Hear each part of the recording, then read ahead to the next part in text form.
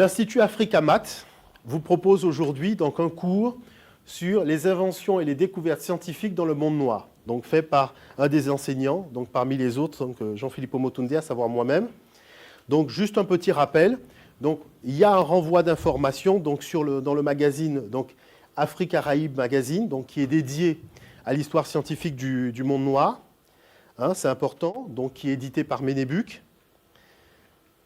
Et chose importante, c'est qu'il y a le site internet, donc qui est à la disposition de tous ceux qui veulent, à travers le monde, connaître donc l'histoire d'une façon générale globale donc des Noirs sur le plan scientifique, sur le plan des sciences humaines. Il y a aussi donc le site donc de l'association Archives de la Guadeloupe, donc avec laquelle aussi nous collaborons, de manière à faire en sorte que ce site qui est spécialisé sur les inventeurs et les savants noirs puisse avoir véritablement de plus en plus de visites. Ici, Auguste Nathaniel Livingstone, vous voyez, c'est quelqu'un qui est originaire de Trinidad. Et c'est l'un des tout premiers Noirs à obtenir un doctorat. Hein? Donc 1860, un des tout premiers à obtenir un doctorat, vous voyez. Pour comprendre les choses, l'abolition de l'esclavage aux États-Unis, c'est 1864. Non, pour comprendre le machin. Le mec obtient un doctorat en 1869. Attends, en quoi? De médecine vétérinaire, vous voyez, de l'université de Pennsylvanie. Vous voyez le machin? Non, franchement. Donc Latimer, il est né en 1848. Vous voyez, donc l'abolition, pour nous, c'était cette date-là. Pour lui, pas encore, parce que c'est du 164. À Chelsea, il est autodidacte. C'est quelqu'un qui maîtrisait les dessins techniques. Donc, il va être engagé dans une société pour faire du dessin technique. Et c'est lui qui va faire le dessin technique, comme il est très doué, de l'invention du téléphone de Graham Bell. Et il va se faire remarquer par Thomas Edison. Et à partir de là, vous voyez, il va travailler dans la société d'Edison. Et c'est là que commence le subterfuge.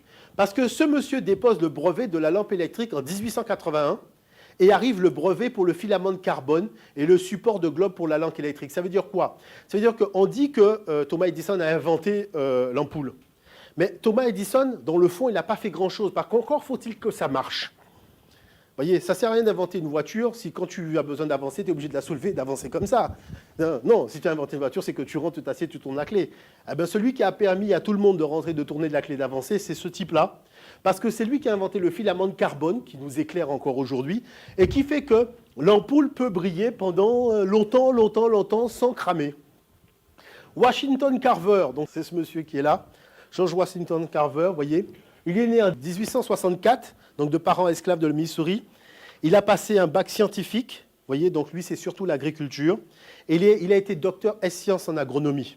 On lui a décerné le prix de docteur honoris causa pour tout ce qu'il a réalisé, parce qu'on lui doit quand même, hein, il faut quand même le savoir, on lui doit le beurre, le fromage, le lait en flocons, le cirage pour chaussures, le café soluble, la poudre de tabac, la crème à raser, les adhésifs, la teinture pour le bois, le shampoing, les colorants, l'encre que vous avez dans le stylo, le vernis, enfin toute une série de choses. Il y a près de 300 choses qu'il a inventées donc aux États-Unis. Ah ben, je vais vous dire une chose, ce monsieur a été décoré par le président américain, parce que c'est important quand même de le savoir. Le voilà dans son laboratoire, vous voyez, donc il travaillait aux États-Unis, et le voilà, vous voyez, quand il vient, donc il quitte ici le président américain, donc Roosevelt, voyez, après avoir été décoré. C'est-à-dire que le gouvernement américain l'a remercié officiellement pour toutes les découvertes et inventions qu'il a faites. Donc, vous voyez, les flocons, on mange la purée en flocons aujourd'hui, la purée en flocons, c'est lui. Benjamin Banneker, vous voyez. Donc lui, il est né en 1731. 1731, alors lui, on n'en parle même pas. Là, on voit la fin de l'esclavage avec des jumelles. Là. Bon. Et c'est quelqu'un, un jour, on lui a donné une montre, il a décortiqué la montre, et il a reconstruit la montre en bois. Et après, au fur et à mesure, il a commencé à construire des mécanismes de plus en plus gros. Il a fini par concevoir une horloge. Et c'est la première horloge qui sonnait à l'heure juste qui a été réalisée aux États-Unis. Et c'est quelqu'un, vous voyez, hein, il a publié ses premiers relevés astronomiques parce que c'est lui qui a fait la première fois une cabine d'observation astronomique aux États-Unis. Et alors que Thomas Jefferson, des gens comme ça parlaient de la bêtise des Noirs, ce n'étaient pas des gens intelligents, ben lui, tous ses travaux, il les a envoyés au président américain pour lui dire « Mais attends, qu'est-ce que tu racontes là? Mais regarde au moins ce que je fais avant de parler. » Bon, mais il faut rappeler qu'aux États-Unis, donc comme je l'ai dit tout à l'heure, l'esclavage a été aboli en 1864. Mais en faisant de la recherche, on s'aperçoit qu'une loi avait été votée en 1858, par un avocat qui s'appelait Jeremiah S. Black, qui avait demandé quelque chose d'extraordinaire. C'est qu'on interdise aux esclaves de déposer des brevets. Parce qu'il dit, et le gars, techniquement et juridiquement, il a raison, le brevet est un contrat officiel entre le gouvernement et le citoyen. Vu que le mec est esclave, il n'est pas citoyen, il ne peut pas signer un contrat officiel avec le gouvernement. Là où Black est un grand imbécile devant l'humanité, mais c'est quand même bien d'avoir fait cette connerie-là, c'est qu'on constate que les Noirs esclaves vont déposer des brevets maintenant. Ah ben je vous dis une chose, les nègres, c'est vraiment des gens... Mais on ne peut pas avec les nègres. Ils sont esclaves, il faut qu'ils aillent déposer des brevets. Mais on est emmerdé avec cette race-là.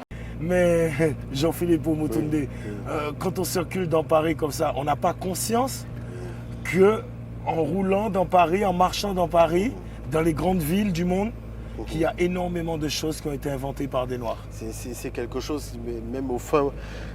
quelquefois, c'est même un peu triste de voir ça, mais il faut que les gens prennent le temps de chercher, parce que au hasard, comme ça, par exemple, là, on voit le feu tricolore. Vous voyez le feu tricolore qui est là? Le feu tricolore a été inventé par Gareth Morgan.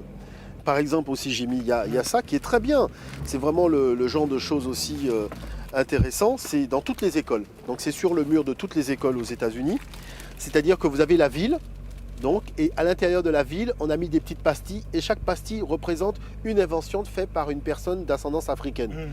Donc aux États-Unis, donc le principe des enseignants, c'est de dire, voilà, vous faites le dessin de votre ville, par exemple aux Antilles, on fait Pointe-à-Pitre, on fait Basse-Terre, on fait vos habitants Des et par exemple les élèves qui sont à Des ils ont la ville de Des en bande dessinée, et avec les petites pastilles, il y a toutes les inventions faites par les Noirs, d'une façon générale. Les plus grandes thèses scientifiques qui ont été soutenues en France, Niccolo fait partie des plus grandes thèses scientifiques soutenues. Niccolo est dans la fission nucléaire, c'est-à-dire là, c'est au-delà de au-delà, c'est de la fission nucléaire, vous voyez.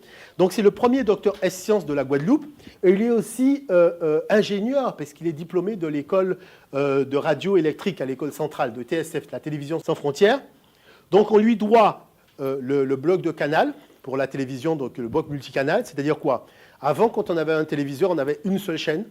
Lui, il a inventé un système qui permettait d'avoir toutes les chaînes avec le même téléviseur. Et c'est ça qui vous donne la télécommande aujourd'hui. On dit « je zappe ». Quand on dit « je zappe », non, c'est « je Niccolo ». Attention. Mais oui, c'est « je Niccolo ». Vous voyez, Norbert Rieu, par exemple, donc, qui est ici, là. C'est quelqu'un, c'est comme Alexandre Dumas, puisque son père était un Français, blanc, et sa mère était une femme noire, donc une esclave africaine. Et comme on ne pouvait pas envoyer les Noirs à l'école, il l'a envoyé à Paris. Donc il s'est inscrit à l'école centrale de mathématiques, qui est la plus grande école de mathématiques en France. Il s'est inscrit à l'école centrale et il est devenu enseignant à l'école centrale et il a fini directeur de l'école centrale. Vous voyez? Et c'est quelqu'un qui est enterré au Père-Lachaise. Les gens sont là, c'est-à-dire que ce sont des gens qui sont là. Vous voyez? Et on lui doit les sucres en morceaux, le procédé de raffinage du sucre. Donc l'invention du sucre en morceaux, voilà son appareil, vous voyez, qui permet donc d'avoir aux gens d'avoir le sucre en morceaux. Et puis, il a aussi fait un appareil qui permet de sécuriser la fabrication du sucre parce qu'en poussant la canne, les gens, très souvent, se faisaient prendre les mains. Et Philippe Emeagwali, à qui on doit Internet, à qui on doit quand même aussi l'amélioration parce qu'il a 6 brevets en informatique. Donc, c'est vraiment une sommité. Je tiens quand même à rappeler que sa femme a été reconnue comme l'une des plus grandes scientifiques américaines. La plus grande, elle a reçu le prix scientifique des États-Unis il n'y a pas très longtemps. En France, on parle de Philippe Emeagwali souvent, et quand on cite les contemporains, on parle de lui. Mais j'ai jamais entendu quelqu'un, je l'ai vu un peu sur un site français sur Internet, mais dans les conférences et tout, on ne parle jamais de sa femme. Sa femme, c'est une africaine-américaine qui s'appelle Dale Emeagwali, et en 1996, elle a été élue scientifique de l'année, en 1996. C'est quand même important. Donc, C'est une microbiologiste qui a fait énormément de travaux dans le domaine du cancer. Une femme comme ça, une femme noire qui peut être élue scientifique de l'année, c'est quand même quelque chose de remarquable. Ça peut apporter des modèles. Je pense qu'on a besoin de... Les jeunes ont besoin de modèles.